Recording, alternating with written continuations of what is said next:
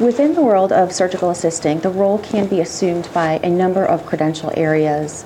PAs, NPs, certified surgical assistants, RNFAs, and also by MDs. And as it relates to Jackson Surgical Assistants, we are very keen on attracting that full credential set as surgical assistants. It is my pleasure to speak today with Dr. Sidney Funk. Dr. Funk is the medical director for Jackson Surgical Assistants and is also a retired gynecologist. Today we're going to talk about MD first assists. So Dr. Funk, which physicians or surgeons would surgical assisting appeal to? Well, the first group that it might appeal to would be those surgeons in practice for, say, several years who are just tired of the day-to-day things that go along with running a practice. The paperwork, the dealing with the office staff, reimbursements from the insurance companies, decreasing reimbursements from the insurance companies. These are things that might start to wear down the surgeon, and he might think, or she might think for that matter, it's about time to cut back. Another group of surgeons that it might be appealing to would be those who want to spend more time with their family. I know back when I was in practice just 8 years and doing obstetrics, I looked at my 7-year-old daughter one day and she had changed physically from the last time I had looked at her. And it was very sad. And it was at that point that I decided to give up obstetrics and just concentrate my practice on office gynecology and surgery. Then there's the group of surgeons that are approaching retirement, and they may not want to cut back completely, but they want to stay in the operating room, and surgical assisting might be attractive to them. The other group would be the recently retired surgeons who, for various reasons, one of which might be that their 401k is now down to a 201k, they would like to get back to something that they've been doing for many years and that is attractive and something that they really know. So I think that it might be appealing to this particular group of surgeons as well. What are the advantages to the surgeon of assisting? Well, there's several. The first one that I can think of would be decreased responsibility.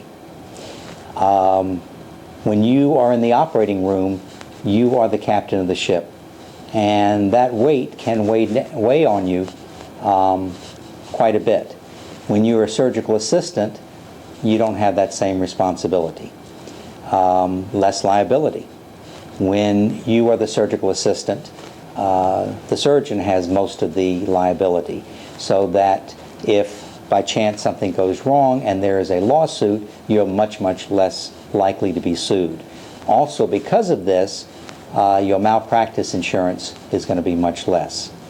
Thirdly is the fact that a surgical assistant can make in the 6 figures.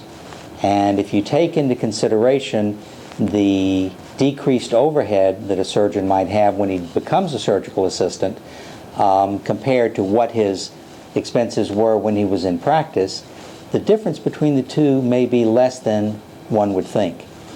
And the last benefit, I think, is the ability or the opportunity to gain new skills if one wanted to. Let's say you're a gynecologic surgeon and all of your life you wanted to do orthopedics. Well, you could acquire these skills and become a surgical assistant in those areas, and you wouldn't have the same responsibility and the same liability that, say, the primary surgeon would have. So these are the reasons that I would think would be a benefit to a surgeon to be a surgical assistant. Dr. Funk, what, if any, drawbacks are there of assisting to the surgeon? I think one of the major drawbacks to being a surgical assistant is that you're no longer in charge. You're not the captain of the ship any longer. And to be honest, some people thrive on this particular responsibility, and they would not want to give it up. And to those surgeons, I would say, don't become a surgical assistant. It's really not going to be for you. But I think a lot of surgeons would welcome this not being in charge, that it's a lot less stressful. They would see this as a positive and not a negative. And this might be translated into a positive by the fact that many young surgeons now coming out into practice don't have the experience surgically that we had when we came out into practice. They may have done fewer cases than we did, and since they're new in practice, they're not going to be getting the major cases that they would like to have. Therefore, their experience is not going to be that great. You, as an experienced surgeon, might very well be able to mentor them and teach them all of the things that you've learned over the many years in practice.